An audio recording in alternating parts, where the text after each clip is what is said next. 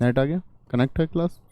जय हिंद दोस्तों, मैं नवीन शर्मा आप सभी का स्वागत करता हूं। आशा करता हूं आप सब एकदम अच्छे हैं, एकदम बेहतरीन हैं। एक बार सारे प्यारे दोस्त बताएंगे आप सब कैसे हैं। उम्मीद करूंगा एकदम बेहतरीन होंगे, एकदम शानदार होंगे।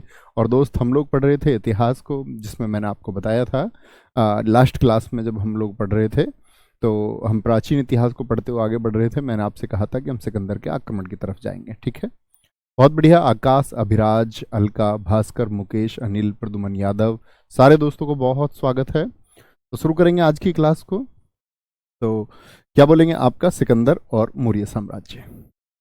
देखो, सबसे पहले हमको एक बात समझनी है कि कॉमन सा एक फैक्ट है, सिकंदर बाहर से आया। इस बात को जानते, यस और नो? या ऐसा तो नहीं मानते कि सिकंदर भारत का ही है? तो आप कहेंगे भैया सिकंदर भारत से आया, ये बात हम जानते हैं। सिकंदर और मौर्य साम्राज्य हमारा अगला टॉपिक होगा। भारत पर विदेशी आक्रमण सबसे पहले ईरानियों ने किया। एक तो सबसे पहले ये ना समझना कि भारत में सिकंदर सबसे पहले आया, विदेशियों में नहीं। सबसे पहले आए थे ईरानी। क्या क्रम रहेगा बताएंगे। ईरानियों के बाद में यूनानी आए। यूनानी कौन है? यानी जो यूनान देश से आए। यूनानी से मतलब है हमारा सिकंदर से। तो क्या बोलोगे, पहले ईरानी आए, फिर यूनानी आए, और यूनानी शासकों के बाद में फिर इंडो ग्रीक शासक आएंगे, फिर शक आएंगे, फिर पहलव आएंगे, फिर कुषाण आएंगे, कुषाणों के बाद में फिर अरबी शासक आएंगे, और अरबियों के बाद में फिर तुर्क आएंगे। ये क्रम हम धीरे धीरे जानेंगे कि भारत में विदेशियों के आक्रमण का एक क्रम है। तो जब भैया ईरानी आया तो ईरानियों में कौन आया? सबसे पहले आया डेरियस प्रथम। कहां से आया? ईरान से आया। ईरान और इराक वाला जो क्षेत्र है, यहां पर एक वंश हुआ करता था, हकामनी साम्राज्य। और हकामनी साम्राज्य जब भारत में आया तो मुझे एक बात बताएंगे कि इसने गांधार और कंबोज को जीत लिया। तो आज वाले भारत के नक्शे से गांधार और कंबोज बाहर की अंदर। मैंने आपको बताए थे 16 महाजनपदों में से 2 महाजनपद दोस्त ऐसे थे जो भारत की वर्तमान सीमाओं से बाहर स्थित थे। कौन कौन से थे? गांधार, ठीक है, क्या बोलोगे? गांधार था आपका और कंबोज था। इन दोनों को ही किसने जीत लिया? आपका ईरानियों ने जीत लिया। तो कहने का मतलब क्या हुआ कि अगर मैं बोलूं आज की जो भारत की वर्तमान सीमा है, क्या इसमें ईरानी आए? तो आप कहेंगे नहीं, मुख्य भूमि में आज वाली में सबसे पहले विदेशी आया। ये अंतर है दोनों। क्या बोलेंगे? इसने गांधार कंबोज को जीत लिया। ईरानियों के बाद में यूनानी यानी सिकंदर का आक्रमण हुआ। अब जब सिकंदर भारत में आ रहा है, मैंने आपको बताया कि सिकंदर किस साइड से आया था पिछली क्लास में। तो सिकंदर को सबसे पहले फाइट किससे करनी पड़ेगी? ये आप लोगों से मेरा क्वेश्चन है। मुझे सारे दोस्त आंसर करेंगे कि सिकंदर अगर भारत आना चाह रहा है तो भारत की सीमाओं पर इस टाइम कौन है? तो आप कहेंगे भैया इस समय पर तो हकामनी साम्राज्य का वहां पर कंट्रोल है। तो सिकंदर को फाइट करनी पड़ेगी हकामनी साम्राज्य से, हाँ या ना? हाँ या ना? तो आप कहेंगे भैया ईरानियों के बाद में यूनानी यानी सिकंदर का आक्रमण हुआ तो सिकंदर को फिर क्या करना पड़ेगा? डेरियस थर्ड से युद्ध करना पड़ा। और डेरियस थर्ड कौन है? डेरियस कौन है? ये शासक, इन्हीं को हम दारा के नाम से जानते हैं, दारा फर्स्ट। डेरियस को ही हम दारा फर्स्ट कहते हैं और डेरियस थर्ड को ही हम दारा थर्ड कहते हैं। क्या कहते हैं? दारा थर्ड। तो पहले इनको हराना पड़ेगा। तो वो आया आपका जो वर्तमान इराक वाला क्षेत्र है, इराक जिसको हम कहते हैं, तो वर्तमान में इराक के क्षेत्र पे उसने हमला कर लिया, ठीक है। और ये यहां पर एक युद्ध लड़ा गया, उरुवेला। उरुवेला एक जगह का नाम है जो कहां पर है? इराक में स्थित है। इराक ईरान होते हुए इस वंश को हराते हुए भारत की सीमाओं पर आया, ठीक है। भारत में सिकंदर आया तो यहां ये जो क्षेत्र था आपका तक्षशिला वाला क्षेत्र है, यहां पर कौन शासक था? तो कई बार पूछा जाता है सिकंदर के आक्रमण के समय तक्षशिला में शासक कौन था? सिकंदर के आक्रमण के समय, at the time of attack of Sikandra, Sikandar के आक्रमण के समय who was the emperor of Takshashila? क्या बोलेंगे? तक्षशिला का शासक कौन था? तक्षशिला किसकी राजधानी थी? गांधार की। और ये अधीन था उस समय, इसने ईरानियों की अधीनता स्वीकार कर ली थी, हकामनी साम्राज्य की। और इसका नाम था आम्भीक। शायद आपने इतिहास में नाम भी सुना हो, भारतीय इतिहास का पहला दुश्मन भी इसको कहा जाता है। भारतीय इतिहास का पहला दुश्मन दुश्मन, विदेशी आक्रमण के समय का पहला ज्ञात दुश्मन है ये। क्यों जी? क्योंकि जब सिकंदर की बात हम करते हैं आपसे दोस्त, सिकंदर की बात अगर हम आपसे करते हैं तो यहां पर एक बात देखने योग्य होती है आपकी, कि आप कहेंगे भैया जब आक्रमण हुआ तो यहां पर तक्षशिला है, जानते हैं जी? हाँ जी।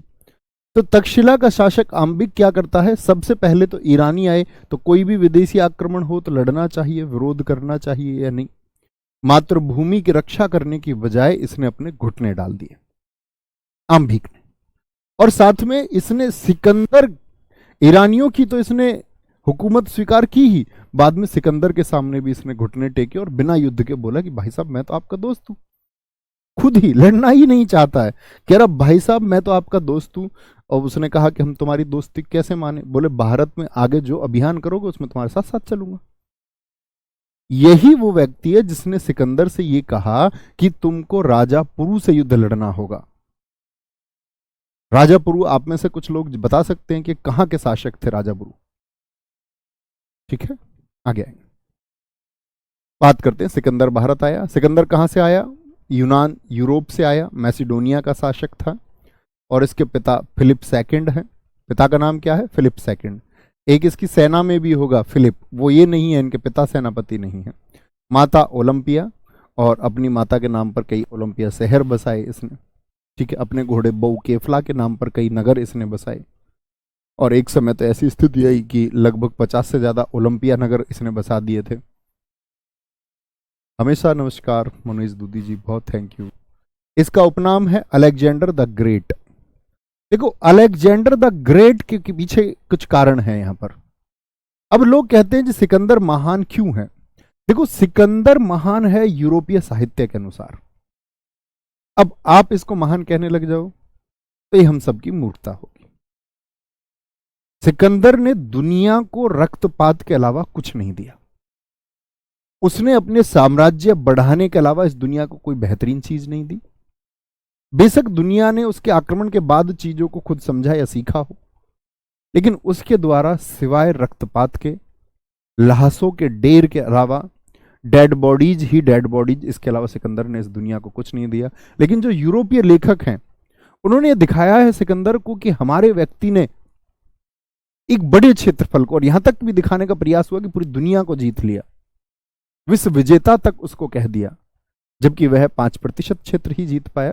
हालांकि वह क्षेत्र उस समय के शासकों के जीते गए जो प्रसिद्ध शासक थे उनसे सबसे बड़ा क्षेत्र था। लेकिन उसको हम द ग्रेट नहीं कह सकते, हम द ग्रेट कह सकते आचार्य चाणक्य द ग्रेट। लेकिन हिंदुस्तान की बदकिस्मती है कि हम लोग अलेक्जेंडर द ग्रेट कहते हैं, सिकंदर महान कहते हैं, और आचार्य चाणक्य का नाम हम सीधे सीधे ऐसे लेते हैं जैसे आचार्य चाणक्य को हमने गोद में खिलाया हो। तो हमको कहना है आचार्य चाणक्य जी महान थे, जिन्होंने भारत को या इस पूरी दुनिया को एक व्यवस्था दी अर्थशास्त्र पुस्तक लिख के। ठीक है, भारत कब आया? ये 326 बीसी में। सारे दोस्त बताएंगे आज से कितने साल पहले। देखते हैं सबसे पहले उत्तर कौन देता है।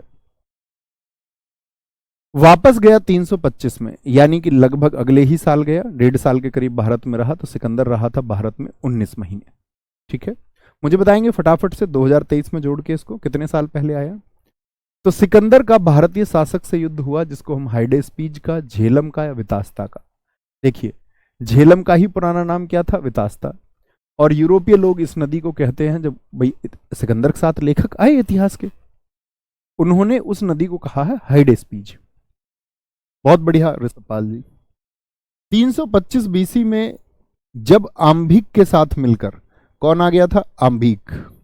आम्भिक ने कहा जी यहां पर जो प्रसिद्धि है, आम्भिक ने कहा कि यहां पर जो प्रसिद्धि है वह है राजापुरु की, उसकी वीरता के बहुत किस्से हैं, तो राजापुरु को हराना होगा। तो राजापुरु जो आपका पंजाब का शासक था, कहां पर? पंजाब वाले सिंध का शासक था। पंजाब में जो सिंध एरिया है जहां पर आज वर्तमान पाकिस्तान है, ठीक है, और भारत का जो ये आपका पंजाब वाला क्षेत्र है, यहां पर शासक था। बहुत ठीक लिखा था आपने पिन्नू प्रजापति जी, पुरु पंजाब के राजा थे। Very good. तो कहने के मतलब है युद्ध काफी लंबा चला यहां पर झेलम नदी के किनारे। राजा पुरु के पास भी विशाल सेना थी। लेकिन राजा पुरु ने कहते कि अपनी सेना का विस्तार चौड़ीकरण करके किया।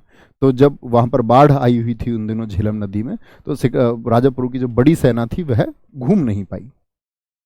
जैसे कि आप समझिए कि सेना ऐसे अगर कर दी और सिकंदर का आक्रमण यहां से हुआ, तो ये वाली सेना का तो कोई लाभ ना हुआ ना, ये घूम करके युद्ध स्थल में मार ही ना कर पाई।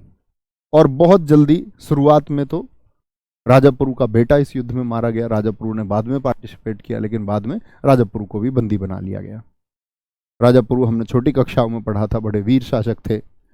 और एक स्टेटमेंट आता है कि जब सिकंदर ने उनको बेड़ियों में बांध करके, जंजीरों में बांध करके अपने सामने पेश किया और कहा कि क्या तुम मेरी अधीनता स्वीकार करते हो, तो उन्होंने अधीनता स्वीकार करने से मना कर लिया कि मैं तुम्हारे नियंत्रण में अंबिक की तरह काम नहीं करूंगा। तो उन्होंने कहा कि तुम्हारे साथ कैसा व्यवहार किया जाए? उन्होंने कहा कि मेरे साथ वैसा ही व्यवहार करो जैसा एक राजा दूसरे राजा के साथ करता है। फिर इसके बाद में कुछ इतिहासकार ये भी लिखते कि राजा पुरु भी फिर बाद में सिकंदर के अगले अभियानों में उनके साथ रहे। यहाँ पर एक हंसी वाला प्रकरण आता है कि सिकंदर की पत्नी का नाम रेक्सोना है और रेक्सोना राखी बांधती थी राजा पुरु के, इसका भी वर्णन मिलता है। तो कहते हैं जब उसने, राजा पुरु ने इस तरह का स्टेटमेंट दिया तो रेक्सोना थोड़ी सी मुस्कुराई।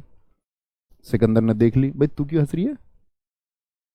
सिकंदर ने देख लिया उसको मुस्कुराते हुए, बोले तू क्यों राजी हो रही है, तू क्यों हंसती है, वाई यू आर स्माइलिंग? पता ही नहीं क्यों हंस रही है। ओहो हो, राजा पुरु पसंद आ गया तुझको? तो उसने क्या करा, राजा पुरु से ये बोला कि तुम जाके अभी राखी बांधो। तो राखी बांधी उसने। Tie up, tie festival, Rakshabandhan त्योहार मना दिया गया। सिकंदर की सेना ने व्यास नदी को पार करने से मना कर दिया। झेलम तो पार कर गए थे, सिंधु भी पार किए थे। सिकंदर ने अपने पूरे विजय अभियानों में अपनी सेना को लगा दिया। युवाओं को उसने युद्ध में झोंक दिया। सेना इतनी कमजोर हो चली, व्यास नदी को पार करने से मना कर दिया। अब ये व्यास नदी पार करने को क्यों मना किया? यहां पर आचार्य चाणक्य जी का वर्णन देखने को मिलता है, क्योंकि आचार्य चाणक्य जी के पास अपने आप कहेंगे गुप्तचर थे। और जब वो चंद्रगुप्त मौर्य छोटे से बच्चे को लेकर के आए तो उन्होंने इन लोगों को यहां पर एक्टिव कर दिया। वो शिविरों में रात को घूम घूम कर ये कहते व्यास नदी शापित है, इसको पार करोगे तो मर जाओ। और सिकंदर की सेना में ये अफवाह फैल गई कि व्यास नदी में पैर रखना यानी जान दे देना। तो कहते कि यहां सेना का मनोबल एकदम से गुप्तचरों के द्वारा, जितने भी स्पाई जासूस थे उनके द्वारा, आचार्य चाणक्य जी द्वारा ये तोड़ दिया गया। ये सूचना फैला दी गई, अफवाह फैला दी गई। और जब फैला दी गई तो भैया ठीक है, गुरु, ये सिकंदर के गुरु हैं अरस्तु, अरस्तु के गुरु प्लेटो हैं, और प्लेटो के गुरु कौन है? सुकरात। ये दुनिया की महान बड़ी हस्तियां हैं, बहुत, अगर मैं कहूं ज्ञानवंत लोग इस दुनिया के। और सिकंदर उस एक सीरीज से जुड़ा हुआ शिष्य रहा है कि उसको महान गुरु मिले। अरस्तु ने इस दुनिया को बच्चे राजनीति का सिद्धांत दिया है। पॉलिटिक्स बुक के लेखक कौन है? वो अरस्तु हैं। प्लेटो ने कौन सी पुस्तक लिखी है? प्लेटो ने भी इसी तरह राज्य के ऊपर एक पुस्तक लिखी है, रिपब्लिक, तंत्र कैसा हो। और उनके गुरु सुकरात। और एक बार पूछा गया था प्रश्न आपका, दिल्ली पुलिस 2017, सुकरात ने निम्नलिखित में से कौन सी पुस्तक लिखी है? तो आप बोलेंगे सुकरात ने कोई पुस्तक नहीं लिखी है। तो सोक्रेटिस, महान सोक्रेटिस, छोटी कक्षाओं में यदि आप इनके बारे में जानना चाहते हैं तो पढ़िए, इनकी फिलॉसफी को भी जानिए, क्या विचारधारा इनकी थी उसको भी आपको जानना चाहिए। दुनिया इनके सिद्धांतों का आज पालन कर रही है। तो क्या बोलेंगे, एक बेहतरीन गुरु श्रृंखला के शिष्य थे। कौन? आपका सिकंदर। सिकंदर के साथ कौन कौन आदमी आया? सेल्यूकस निकेटर, इसका थल सेनापति है, जमीन का। निर्याकस, इसका जल सेनापति है, इसकी नेवी को देखता था। ठीक है। फिलिप, इसका एक मैनेजर है। अब ये मत समझ लेना कि इनके पिताजी हैं, इनके पिताजी का नाम फिलिप सेकंड है। बहुत से दोस्त कह रहे थे इनके मैनेजर इनके पिताजी थे क्या? नहीं, ये अलग हैं। एना सिक्रिप्स अपने साथ एक इतिहासकार लाया। हर राजा के साथ एक इतिहासकार होता था। हर राजा ने अपना इतिहास लिखवाया है कि मेरे बारे में लिखो, दुनिया जाननी चाहिए। तभी तो आज सिकंदर के बारे में लोग जान पाते, क्योंकि उसने यूरोपीय इतिहासकारों से लिखवाया। ठीक है, बहुत अच्छा लिखा है। देखो, एक बच्चे ने लिखा अरस्तु जीव विज्ञान के पिता हैं, उन्होंने जीव विज्ञान के बारे में भी काफी लिखा है। दुलल महतो जी, बहुत शाबाश। अरिस्टोबुलस इतिहासकार, अरिस्टोबुलस, ये दोनों कौन है? इतिहासकार। तो कई बार प्रश्न पूछा जाता है कि जब सिकंदर भारत आया तो उसके साथ कौन इतिहासकार भारत में आया? इन दो में से कोई एक नाम लिख लेता है, एनासिक्रिप्स और आपका अरिस्टोबुलस। ठीक है, सिकंदर के बारे में कॉमन जानकारी हुई। सबसे ज्यादा पूछा जाता है ये सेल्यूकस निकेटर को, क्योंकि सेल्यूकस क्यों इंपॉर्टेंट है कि जब सिकंदर की मौत हुई तो सिकंदर ने अपना सारा साम्राज्य अपने सेनापतियों में बांट दिया था। ऐसा नहीं था अपने फैमिली मेंबर्स को देके गया। भारत के आसपास वाला जितना क्षेत्र है ये अपने सेनापतियों को देके चला गया था। जो उसके कमांडर्स थे उनको उसने दे दिया कि भाई तुम मेरे वॉर में मेरे साथ रहे तो ये एरिया तुम्हारा है। ठीक है, आगे। सिकंदर की पसंदीदा पुस्तक कौन सी है? इलियड। अपनी भी फेवरेट बुक है, मैं भी इसको खरीद के लेकर आया था बहुत दिन पहले। मतलब इसमें दरअसल में क्या है कि वीरता की पंक्तियां हैं, पोयम है। और पोयम कुछ इस तरह से हैं कि आप किसी भी क्षण में कैसे भी बस मुस्कुराएं और आगे बढ़े, खुद को कमजोर ना होने दें और आगे बढ़ते रहें। और ये दुनिया की सबसे चर्चित पुस्तकों में से एक है। इसका नाम है इलियड। राइटर कौन है? राइटर है होमर, यानी होमर ने इसको लिखा है। तो इनके गुरु अरस्तु ने इनसे एक बात कही थी कि सिकंदर अपने साथ इलियड को हमेशा रखना, जब भी कमजोर महसूस करो तो इसकी पंक्तियों को पढ़ना। सिकंदर के घोड़े का नाम बहुकेफला था। अब यहां पर एक टर्निंग पॉइंट आता है जिसके बारे में बहुत कम इतिहासकार लिखते हैं। कहते हैं कि सिकंदर का जो अपना पूरा अभियान था, विजय अभियान, जितना भी एक्सपेडिशन उसका था वो उसने एक घोड़े पर तय किया। इस घोड़े पर बैठकर वो चला बहुकेफला, यूनान से यहां तक। कहते सिकंदर का भारत से लौटने के पीछे एक कारण तो अफवाह जो फैलाई गई, और दूसरा कारण था उसके प्रिय घोड़े बहुकेफला की मौत भारत में हुई। तो कहते सिकंदर इसके बाद में व्यथित हुआ। सिकंदर खुद लगातार युद्ध लड़ते लड़ते कमजोर हो चला था। उसके प्रिय घोड़े ने, कहते हैं कि उसको झकझोर के रख दिया जैसे ही उसकी मौत होती है। तो इसने बहुकेफला, निकैया, ये सब नगर भी बसाए भारत में अपने घोड़े के नाम पर। ठीक है, सिकंदर की मृत्यु हुई है, बताएं भारत कब आया? ये 326 बीसी में, यानी कि आज से कितने साल पहले? 2023 में आपने जोड़ा होगा। और आज से कितने साल पहले सिकंदर की मौत हो गई? तो ये भी आप देख सकते हैं, बेबीलोन इराक में जाते टाइम हुई। और फिर वो मैसेज सिकंदर दुनिया को दे के गया, कहते ना कि मेरे हाथों को बाहर निकाल देना। तो उसके बारे में स्टेटमेंट आते, सब कहते यार आज तक तो ऐसा कभी नहीं हुआ कि मरे हुए व्यक्ति के अर्थी से हाथ बाहर निकाल दिए जाएं। और हाथ भी निकाल दिए जाएं तो ठीक बात है, कोई आम आदमी हो तो हाथ निकाल भी दिए जाए। सिकंदर की मौत के अर्थी में कहते दुनिया के बड़े बड़े राजा जिस रास्ते से अर्थी निकल रही थी उस रास्ते में खड़े हुए थे। बड़े बड़े राजाओं ने प्रश्न किया कि आम आदमी होता तो मान भी लेते कि अर्थी से हाथ बाहर निकले हुए हैं, कोई गलती हो गई होगी, कोई भूल हो गई होगी। लेकिन ये तो सिकंदर जैसे बड़े राजा के हाथ अगर बाहर निकले हुए हैं फिर तो क्या कारण है? तो सब लोगों को ये पढ़ाया गया, ये बताया गया कि स्वयं सिकंदर की ऐसी इच्छा थी, ये दुनिया देखे कि आप जो चाहते हैं, आप जो जीतना चाहते हैं, अंत में आपके साथ कुछ नहीं जाएगा। इसलिए कहते हैं ना, द्वेष रहित रह के और प्रसन्न होना ही होगा, छोड़ ही जाओगे। तो सिकंदर की मौत हुई और सबसे बड़ी बात आती है सिकंदर के आक्रमण के प्रभाव क्या क्या हुए हैं। देखो आप समझना इस बात को। प्रभाव में अगर मैं बात करता हूं तो प्रभाव में सबसे पहले तो भारत में अब तक क्या था कि छोटे छोटे राज्य थे। राज्य भी नहीं कह सकते, छोटे छोटे कबीले थे। भारत बहुत छोटी छोटी यूनिट्स में बटा हुआ था। तो सिकंदर का जब आक्रमण हुआ तो लोगों को यह समझ आया कि बाहर से कोई विदेशी शक्ति आके, क्योंकि ईरानी तो अंदर तक नहीं आए लेकिन सिकंदर आ गया पंजाब तक, तो लोगों को ये मैसेज मिला कि बाहर से कोई विदेशी शक्ति आकर के आपको कमजोर कर सकती है यदि आप संगठित नहीं रहे। तो इसके बाद में भारत में बहुत बड़े स्तर पर बड़े बड़े कबीले इकट्ठे होकर के राज्य जैसी चीज देखने को मिलती है, जिसमें एक प्रभाव तो आक्रमण था और दूसरा आचार्य चाणक्य जी का अर्थशास्त्र, जिसने राज्य की परिकल्पना दी। तो राज्य जैसी चीज हमको यहां देखने को मिली। कि भाई स्टेट अब बनाना ही होगा, बहुत छोटी छोटी यूनिट से काम अब नहीं चलेगा। ठीक है। दूसरा क्या था? दूसरा क्या था? यूरोप से हमारे जो संबंध थे वो अच्छे हो गए। यूरोप से जो हमारे संबंध थे वो क्या हो गए? अच्छे हो गए, क्योंकि भाई निकटतम संबंध हो गए। यूरोपीय लोग यहाँ पर रह गए। सिकंदर के जाने के बाद में सिकंदर के सेनापतियों ने भी शासन किया ईरान इराक वाले क्षेत्र में। तो बहुत सारी चीजों का आवागमन आदान प्रदान होता रहा। वो लोग लगातार कुछ ना कुछ चीजों को भेजते रहे। तीसरी चीज आती है गांधार शैली। गांधार शैली का विकास हुआ। गांधार शैली दरअसल में मूर्ति निर्माण कला है, एक मूर्तियों को बनाने के लिए। गांधार शैली, जिसको हम इंडो ग्रीक शैली, Indo Greek style, Greco Buddhist कला। महात्मा बुद्ध जी की मूर्तियां देखी हैं, वो ज्यादातर उनकी तुलना की जाती है यूरोप के अपोलो भगवान से। ग्रीको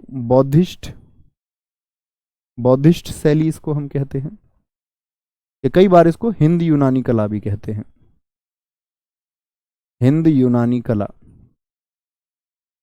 ये कहां से विकसित हुई है? ये सब इस सिकंदर के आक्रमण की वजह से विकसित हुई। यानी भारत की केंद्रीयकृत सत्ता की एक शुरुआत हुई।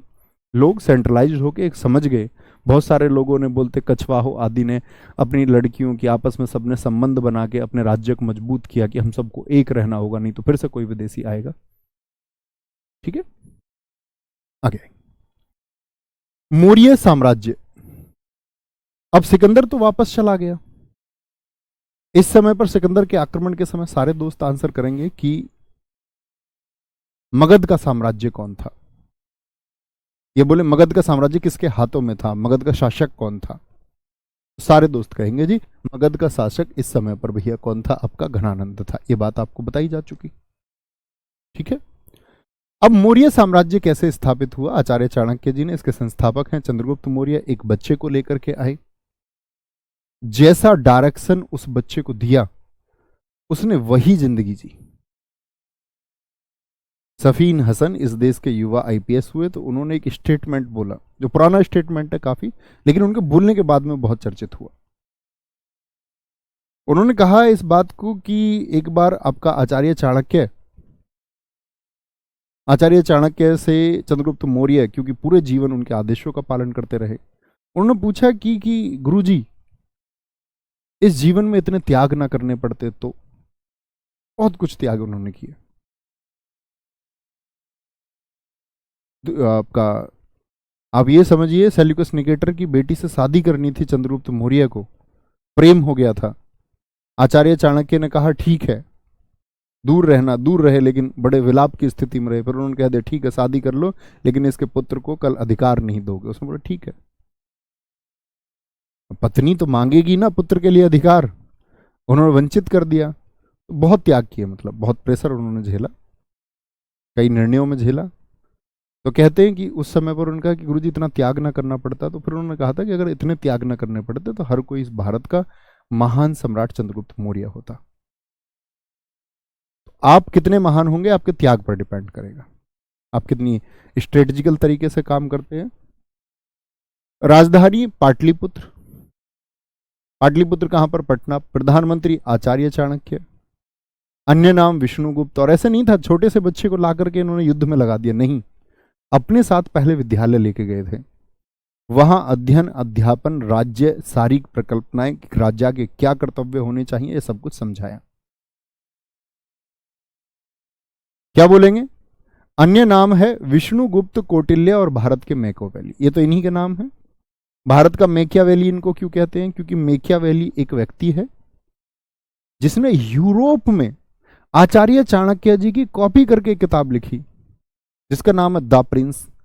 अब आचार्य चाणक्य की किताब इतनी चर्चित हुई नहीं, यूरोप में साधन पहले आए, प्रिंटिंग प्रेस से सब कुछ, तो उनकी वाली प्रिंस ज्यादा कामयाब हो गई, क्योंकि छापे खाने उनके यहाँ आए, किताबें पहले छपी उनके यहाँ भारत से। किताब लिखी तो हमारे यहाँ गई पहले, लेकिन छपी कहाँ पहले? वहां पर। कागज का आविष्कार आप देखते हैं कि चाइना से होते यूरोप गया, भारत नहीं आया। क्योंकि उद्योग कहां पर चले सबसे पहले? औद्योगिक क्रांति कहां हुई? वो यूरोप में हुई। इंडस्ट्रियलाइजेशन रिवॉल्यूशन सबसे पहले यूरोप में हुआ। उद्योग भी वहां। ये किताब बड़ी चर्चा मिली, मैकियावेली। मैकियावेली की किताब का नाम है, बुक का नाम है द प्रिंस। और लोग समझते हैं, जो बहुत सारे जिनको अर्थशास्त्र का नहीं पता, वो समझते हैं कि राजनीति की सबसे अच्छी पुस्तक द प्रिंस है, लेकिन ऐसा नहीं है। ठीक है, इनकी पुस्तक का नाम है अर्थशास्त्र, जो राजनीति से संबंधित पुस्तक है। राजनीति से संबंधित पुस्तक है। सर जी बीसी क्या है? बुलक कार्ट, बैलगाड़ी है बीसी। आई जी आगे। चंद्रगुप्त मौर्य, चंद्रगुप्त मौर्य को इन्होंने गद्दी पर बिठाया। तो यहां पर दो प्रकरण देखने को मिलते हैं कि देखो, अगर हम देखें, सिकंदर से तो कोई परोक्ष युद्ध हुआ नहीं, सिकंदर तो वापस लौट गया किसी भी प्रकार का। यहां पर दो कहानियां चलती हैं कि मगध में कौन था, घनानंद था। एक कहानी तो ये चलती है कि इन्होंने मगध पर आक्रमण किया, और मगध पर जब इन्होंने आक्रमण किया, और कॉम्पिटिटिव एग्जाम्स में तो यही माना भी जाता है कि मगध पर आक्रमण करके इन्होंने घनानंद को हराया। तो जब यहां पर युद्ध करता है, तो एक बार तो युद्ध करते तो पहले तो हार जाते हैं घनानंद से, भाग करके जान बचा के छिपते हैं। वहां पर एक प्रकरण आता है, आचार्य चाणक्य चंद्रगुप्त मौर्य के साथ छिपे हुए हैं। एक महिला वहां खाना बना रही है, वो छिप के देख रहे हैं, बातें सुन रहे हैं वहां पर। तो उसके लड़के ने रोटी को बीच में से तोड़ लिया। तो उस लड़के की मां चिल्लाई बच्चे पर, बोली तू भी आचार्य चाणक्य जैसी गलती करता है। तो हाथ जल गया ना, बीच में से रोटी तोड़ोगे तो। आचार्य चाणक्य कहते हैं बात समझ में आई, और उन्होंने धीरे धीरे धीरे धीरे कूटनीति से उसके जो मंत्री थे आदि को मिलाया, इस राज्य को कमजोर किया, और फिर घनानंद को हराया और मार डाला। ठीक है। और गद्दी पे कौन आया? चंद्रगुप्त मौर्य को गद्दी पे बैठाया। कितने वर्षों तक आप बता सकते हैं मुझे चंद्रगुप्त मौर्य गद्दी पर रहे? तो आप कहेंगे भैया 24 वर्षों तक गद्दी पर रहे। पत्नी का नाम क्या है चंद्रगुप्त मौर्य की? दुर्धरा। ठीक है। अन्य नाम क्या है इनके? भारत का मुक्तिदाता। भारत का मुक्तिदाता क्यों कहते हैं हम? क्योंकि छोटी छोटी रियासतों से मुक्त किया भारत को, और एक केंद्रीय व्यवस्था दी, केंद्रीय व्यवस्था दी। ठीक है बेटा, मैं बार बार आपसे ये बात बोलता हूं कि कभी भी आपको कोई विषय पढ़ना है तो क्लास 1 से पढ़ा करो। आप मान लिया आपने लेट कोर्स ज्वाइन किया है, कोई दिक्कत नहीं, वो इशू नहीं है, आपको लेट पता चला, नॉट इशू। लेकिन अभी तो आप आए तो पहली कक्षा से ज्वाइन करो ना, उसको बीच में से नहीं देखना होता, इसीलिए कई चीजें नहीं समझ में आती हैं, है ना। क्या बोलेंगे? भारत का मुक्तिदाता, एंड्रोकोट्स और सेंड्रोकोट्स। कुछ बच्चे कह रहे गुरुजी रोटी थी या खिचड़ी थी? भाई साहब कई जगह खिचड़ी भी लिखा होता है, कई जगह रोटी भी। उससे मतलब नहीं है तुमको कि रोटी बीच में से तोड़ी या खिचड़ी, बीच में से कुछ भी तोड़ोगे जलेगा। बात का सार समझा करो। कह रहे जी खिचड़ी थी या रोटी थी। सेंड्रोकोट्स भारत का मुक्तिदाता, जस्टिन एक इतिहासकार है, उसने कहा है। और एंड्रोकोट्स एपियन और प्लूटार्क ने कहा है। कॉम्पिटिटिव एग्जाम में पूछा जाता है एंड्रोकोट्स के नाम से किस भारतीय राजा को जाना जाता है? तो कौन है? चंद्रगुप्त मौर्य है, चंद्रगुप्त मौर्य। ठीक है, आगे आएंगे। बहुत बढ़िया। इंडिया हार गई सर। बेटा आप इस कमेंट को बार बार क्यों कर रहे हो? पूरा देश जानता है इंडिया हार गई से अच्छा ये बोलिए ऑस्ट्रेलिया जीत गई। क्यों लिख रहे हो बार बार? वाई? और आप इस समय पढ़ भी नहीं रहे हैं, तो इसका मतलब आपका भी ध्यान नहीं है। हमारी राष्ट्रीय भावनाएं हैं टीम के साथ में, लेकिन खेल उनके देश के लोग भी हैं।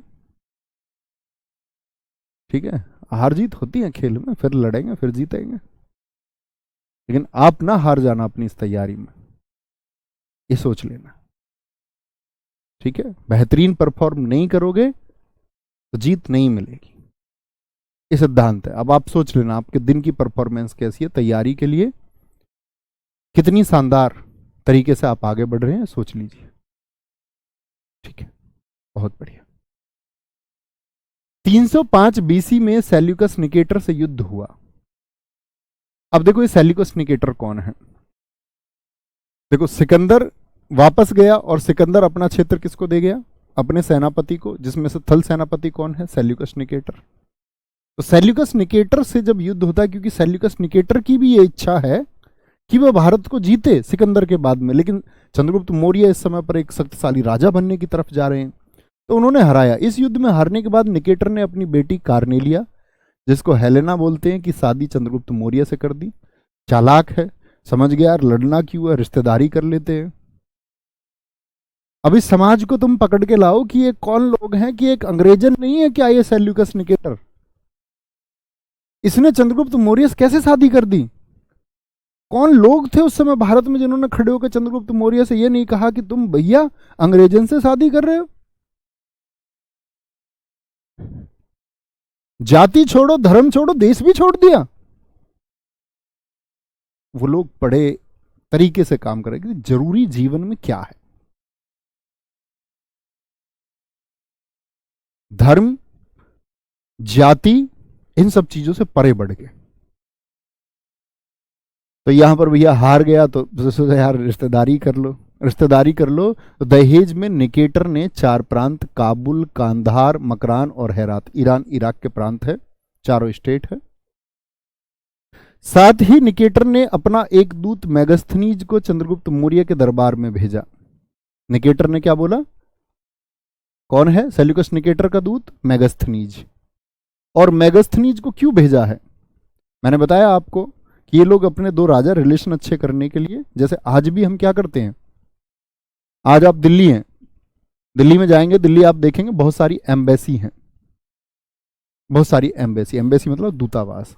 हमारे देश में सारे देशों के होते हैं और हमारे देश के अन्य देशों में होते हैं।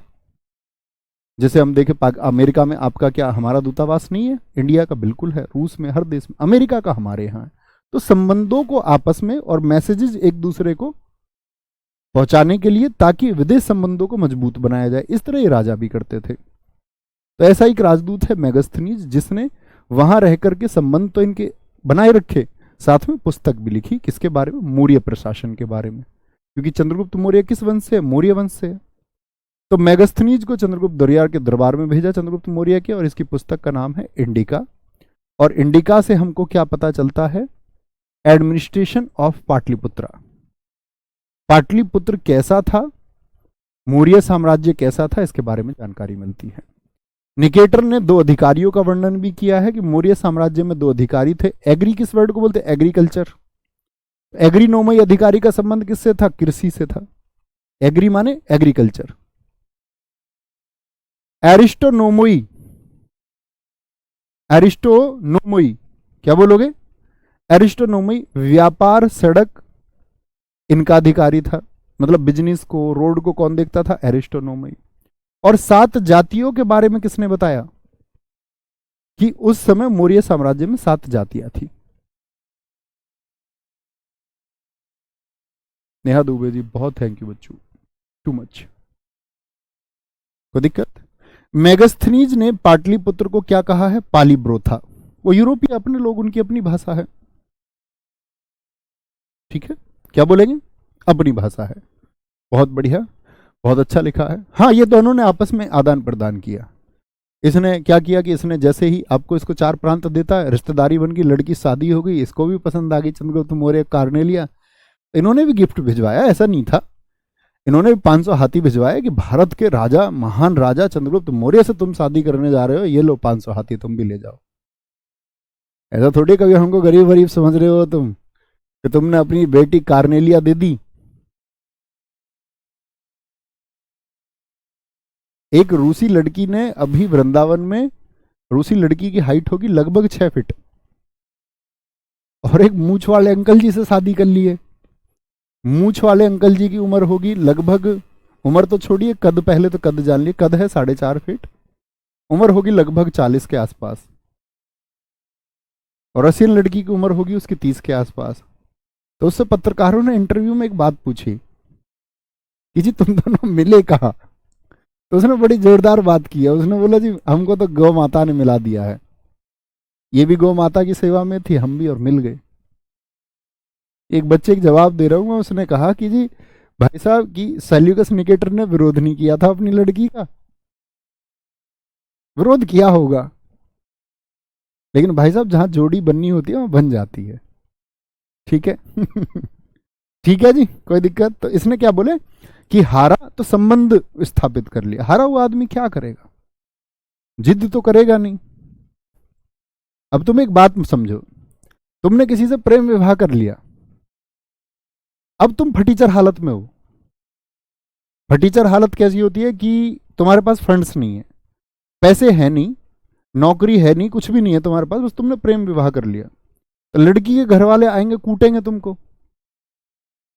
तुम कहोगे नहीं भैया, हमने तो ऐसे ऐसे प्रेम विवाह कर लिया और ये रहा, हमने तो कोर्ट मैरिज कर रखी है। चार लोग समाज के बैठेंगे गांव के, तुम पे दबाव बनाएंगे कि इनके गांव से बहिष्कार किया जाए और जो इनकी शादी है उसको तोड़वाने के लिए कोर्ट में जाके वापस अर्जी दे दो, भैया हम अपना अपना तलाक ले रहे हैं, काम खत्म, कोई फायदा नहीं हुआ। कोर्ट प्रोसीजर भी इस देश में धनी व्यक्तियों के लिए है।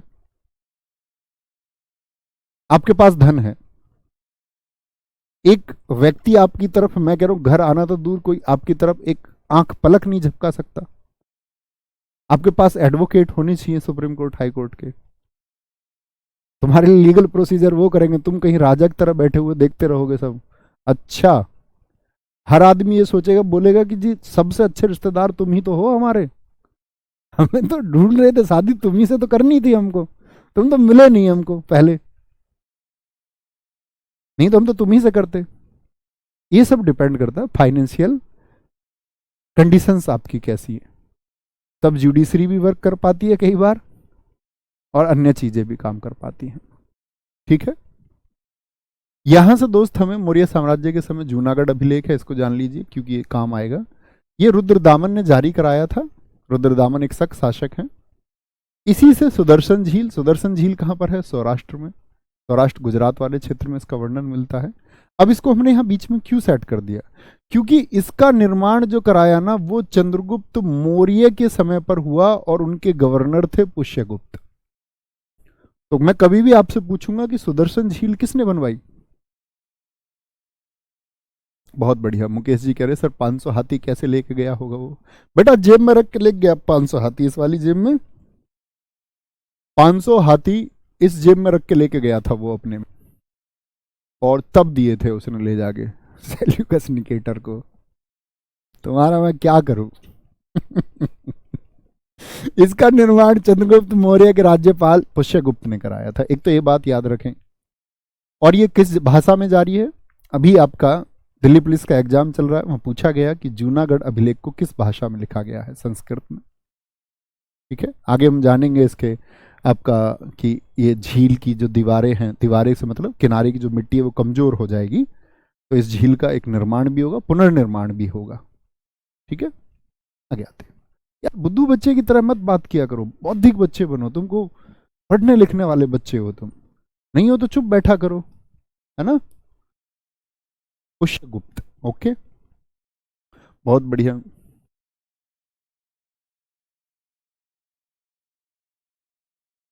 एक बच्चा पूछ रहा है सर इसने नाम इंडिका ही क्यों रखा? ये तो बेटा कोई बात ना हुई, इंडिया के बारे में लिख रहा था तो इंडिका लिख दिया। लेखक की अपनी समझ है, वो अपनी किताब का क्या नाम रखे। ऐसे तो आपके सामने बहुत सारी हजारों पुस्तकें आएंगी तो आप ये जानोगे कि उसने ये नाम ही क्यों रखा। अर्थशास्त्र ने अर्थशास्त्र का नाम अर्थशास्त्र ही क्यों रखा आचार्य चाणक्य जी ने? ये कोई बात थोड़ी हुई। आओ कोई नहीं, इतने नटखट ठीक हो तुम। चंद्रगुप्त मौर्य जैन धर्म का अनुयायी था। अब यहां पर एक क्वेश्चन आता है, मैंने आपको तब भी बताया कि जैन धर्म बौद्ध धर्म के मुकाबले ज्यादा प्रचारित प्रसारित नहीं हुआ। तो बच्चे कहते हैं क्यों जी, जैन धर्म को तो चंद्रगुप्त मौर्य जैसे महान शासक ने अपनाया, इतना बड़ा साम्राज्य था चंद्रगुप्त मौर्य का भारत में, दक्षिण को छोड़ करके मौर्य वंश में समस्त क्षेत्र उसी का हुआ। तो क्योंकि उसने अपने लाइफ के एकदम से अंतिम चरण में अपनाया है उसको।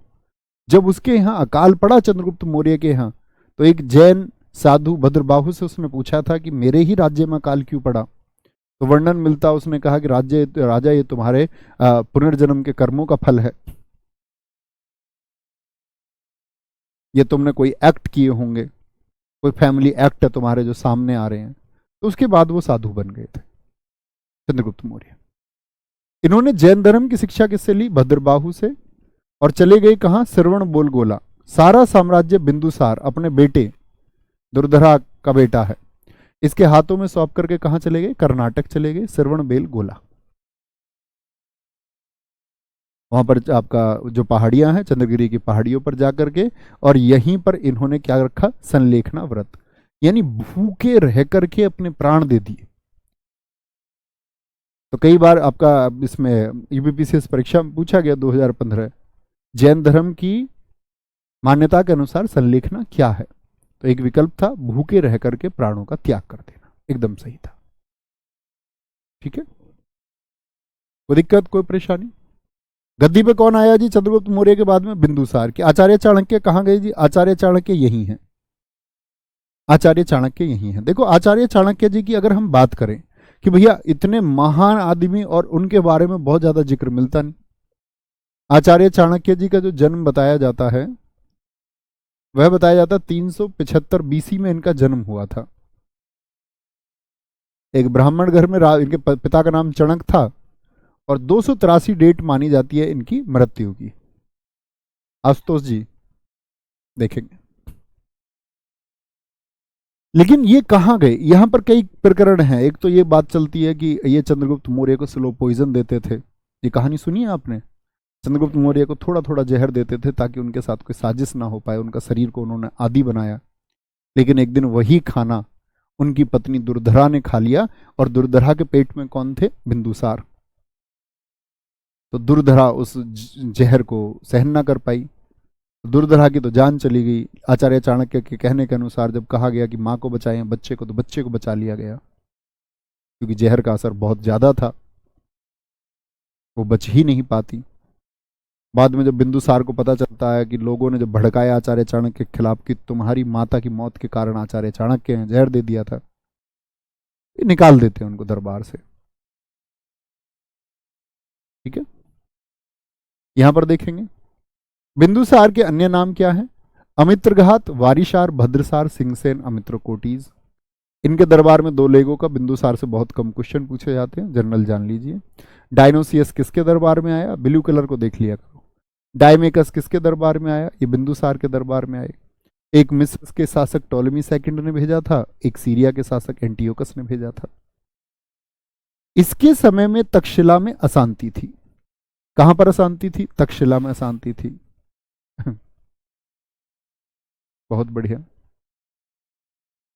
वेरी गुड, बहुत गजब।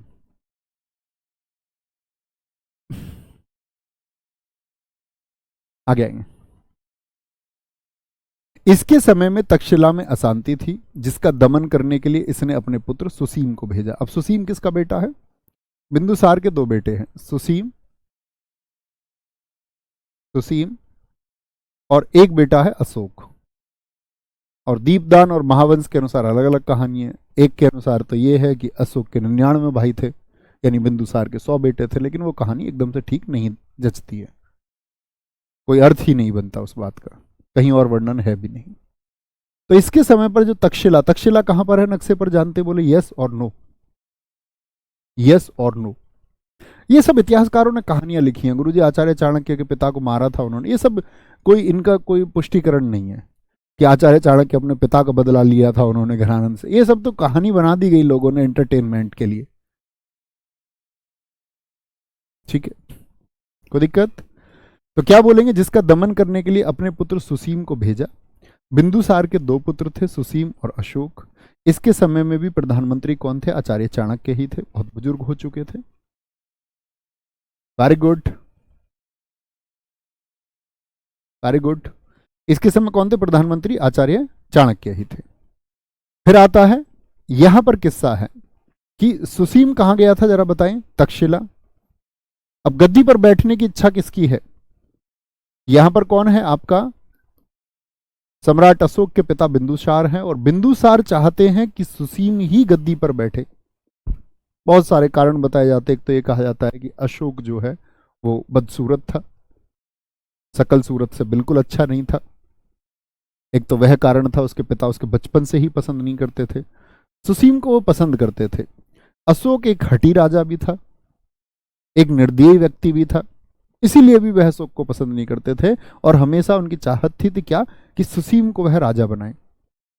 लेकिन जब तक्षशिला के समय पर अशांति हुई तो सुसीम तो राज्य में नहीं था, तो उस समय अशोक को ये ऐसा पल दिखा कि इस समय मुझको कंट्रोल कर लेना चाहिए, और पिता की मौत हो गई। और यहां पर आचार्य चाणक्य के पोते राधागुप्त का वर्णन मिलता है कि उनके पोते भी राजनीति को बहुत अच्छे से समझते थे और वे सम्राट अशोक के साथ हो गए। और कहते सम्राट अशोक को गद्दी पर बिठाने में उतना ही हाथ है राधागुप्त का जितना चंद्रगुप्त मौर्य को आचार्य चाणक्य ने साथ दिया। तो क्या बोलेंगे, सम्राट अशोक ने फाइनली अपने भाई सुसीम की हत्या कर दी जब वे वापस अभियान से आया तक्षशिला के विद्रोह का दमन करके। तो उसके लिए गहरी खाई खुदवाई, उसका घोड़ा आ रहा था तो ऐसे जमीन पर ऐसे दिखाया कि ऐसे ही पार हो जाएगा किले के दरवाजे के सामने, और नीचे उसमें जलते हुए कोयले डाल रखे थे, बहुत गहरी खाई थी, तो वो उसमें गिर गए कई लोग, ऐसा लिखा जाता है। वेरी गुड अंशिका सिंह जी, बहुत बढ़िया। दीपांशु कह रहे सर अभी तो आपने कहा था चंद्रगुप्त मौर्य ने आचार्य चाणक्य से वादा किया था कि अपने पुत्र को राजा नहीं बनाएंगे। अरे बेटा कहां सोए रहते हो, जिस अंग्रेजन से शादी की है, कार्नेलिया से शादी की है, उसके पुत्र का नाम था जस्टिन, उस जस्टिन को राजा ना बनाने का वादा किया था। हिंदुस्तानी जो पत्नी है दुर्धरा, उसके बेटे को तो राजा बनाएंगे ही। आचार्य चाणक्य तो ये चाहते थे कि कहीं ऐसा ना हो कि भारत की शक्ति कल को ये अपने बेटे जस्टिन यूरोपिया को ये कह दे कि ये राजा बनेगा, तो भारतीय शक्ति कहीं विदेश के नियंत्रण में ना पहुंच जाए, इसीलिए उन्होंने प्रॉमिस लिया था। सर जी ये बता दो बस आपने शादी क्यों नहीं की। वेरी गुड, ये अच्छा क्वेश्चन है, इस बार आ सकता है आपके लिए। ऐसे भी हो सकता है भविष्य में आप यूपीएससी परीक्षा दे तो मेंस में आए लिखने के लिए। बहुत बढ़िया सर, आप शादी कर लो, मेरी फ्रेंड है बहुत खूबसूरत है। बहुत बढ़िया, तो खूबसूरत सा लड़का तो ढूंढो कम से कम। ऐसा समझो तुम, छोटी सी मैं बात बताता हूं तुम्हें, क्या ही होता हूं, चलो छोड़ो, यहां पर आएंगे टॉपिक पर वापस। 1 घंटे की क्लास में हम 5-7 मिनट बात कर सकते हैं, बाकी 50-53 मिनट हमें पढ़ना ही होता है, वो ज्यादा जरूरी है। यहाँ सम्राट अशोक गद्दी पर कब बैठा। अब आप देखेंगे बिंदुसार की जो मौत हुई है वो 273 में हुई, तो भैया ये 269 में क्यों बैठा, 4 साल क्या कर रहा था। इसी एक गैप को आधार बना लिया महावंश के अनुसार, उन्होंने कहा कि अशोक ने गद्दी पर बैठने से पहले अपने 99 भाइयों की हत्या कर दी। तो प्रश्न ये आएगा जी, जिसने अपने 99 भाइयों को मार दिया हो वह महान कैसे। तो वह कहानी खारिज हुई कि ये इसने अपना राज्याभिषेक नहीं कराया, गद्दी पर बैठा रहा क्योंकि कोई था नहीं विरोधी। 4 साल बाद इसने अपना राज्याभिषेक कराया 269 में। बहुत इंपोर्टेंट है, बहुत पूछा जाता है। बोलेंगे जी कब इसका राज्याभिषेक हुआ है, सारे दोस्त एक बार बोलें, एक बार दोहराएं कि अशोक का राज्याभिषेक 269 बीसी में, यानी 2023 में 2069 जोड़ के देख लीजिए आज से कितने साल पहले। ठीक है, जन्म हुआ 304 बीसी में, माता सुभद्रांगी है, पिता कौन है भाई साहब बताएं, बिंदुसार हैं। अशोक का नाम ही हम देवनाम प्रियदर्शी देखते हैं। अशोक के अभिलेख हैं, जहां पर अशोक के नाम का हमको कुछ जगह से कुछ पत्थरों की खुदाई से अशोक नाम लिखा मिला। वो कौन कौन से पत्थर हैं, कौन कौन से अभिलेख हैं। एक मास्की में है, ठीक है, मास्की, नेटूर और उदयगोलान कहां पर है, कर्नाटक में है। गुर्जरा कहां पर है, एमपी में। तो पहले तो ये पूछता अशोक का नाम जिस अभिलेख गुर्जरा अभिलेख से मिला है वह किस राज्य में स्थित है, एक इनकी स्थिति पूछी जाती है। ठीक है, तो भैया फिर महान क्यों कहते हैं, हम बताएंगे। दरअसल में दोस्त देखो, आपका आज तक का जीवन है, मेरा भी आज तक का कोई जीवन रहा होगा, कुछ भी जीवन रहा होगा। मेरी उम्र, मेरी एज अब इस 24 तारीख को मैं 30 ईयर्स का हो जाऊंगा। मेरी उम्र अभी 4 दिन बाद 30 साल हो जाए। आपकी एक उम्र होगी, मैंने मान ली किसी की 20 होगी, जो हमारे दोस्त यूपीएसआई तैयारी कर रहे होंगे कुछ 28 भी हो सकते हैं, हो सकता है कुछ हमारा दोस्त 32 के भी हों एज रिलैक्सेशन की वजह से। कुछ मतलब एक एज है आपकी, आप भी 20 से 30 के बीच रहे होंगे, आइडियल मान लें।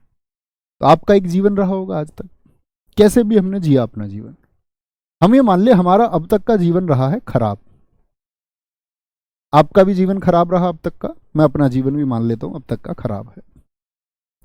कोई बड़ी उपलब्धि हमारे पास नहीं है।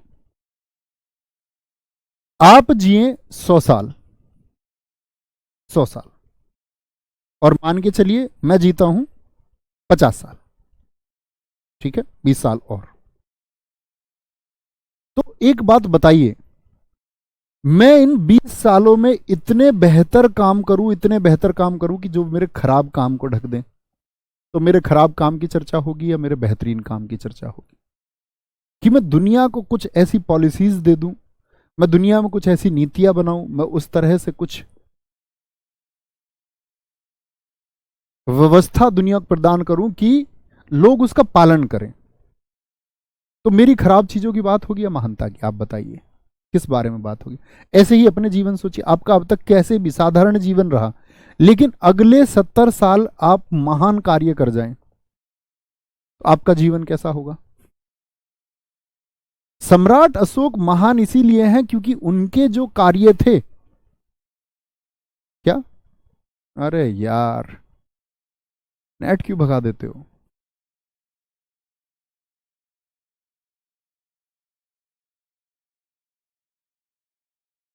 आगे नेट वापस। दोस्त मेरी आवाज आ रही है, एक बार बताएंगे? भाई साहब मेरी आवाज आ रही है, एक बार बताएंगे?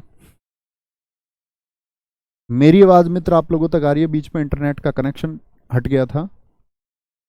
मैं आपसे सिर्फ ये छोटी सी बात कहना चाहता, सम्राट अशोक महान इसीलिए हैं क्योंकि जो उनके, जब वो राजकुमार थे, राजकुमार बनने से पहले जो एक एक्टिविटी होती है यंग एज में, हम तुम सब कुछ ना कुछ करते हैं, उतनी समझ हमको नहीं होती है, लेकिन व्हेन मैच्योरिटी कम्स, जब आपके अंदर परिपक्वता आती है, तब आप कैसा जीवन जीते हैं।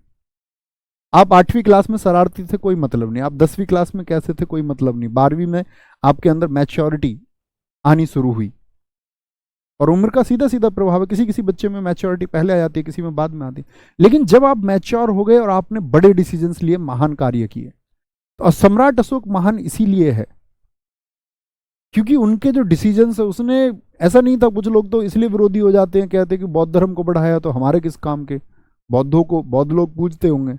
नहीं, ऐसा नहीं था कि बौद्ध धर्म को बढ़ावा दिया और हिंदू धर्म का नहीं, उन्होंने एक इंसान बनने की तरफ मैसेज देने लोगों को शुरू किए। इवन इंसान तो छोड़िए, एक जानवर तक के लिए ऐसा नहीं बोला उन्होंने कि एक विशेष जानवर को, गाय को या किसी अन्य जानवर को नाम देकर के चिन्हित किया। उन्होंने कहा कि किसी भी जानवर का वध गलत है, और निगरानी करवाई अधिकारियों के द्वारा, और एक बेहतरीन सिस्टम कि हम सब इंसान बन पाए, उसके लिए काम किया। और अशोक के जो काम है जानवरों के लिए, इंसानों के लिए, गरीबों के लिए, वो अशोक को महान बनाते हैं। ठीक है, तो यहां से हम कल पढ़ेंगे दोस्त, मिलते हैं कल। बाय बाय, टेक केयर, जय हिंद, जय भारत, नमस्ते, जय मां सरस्वती, थैंक यू।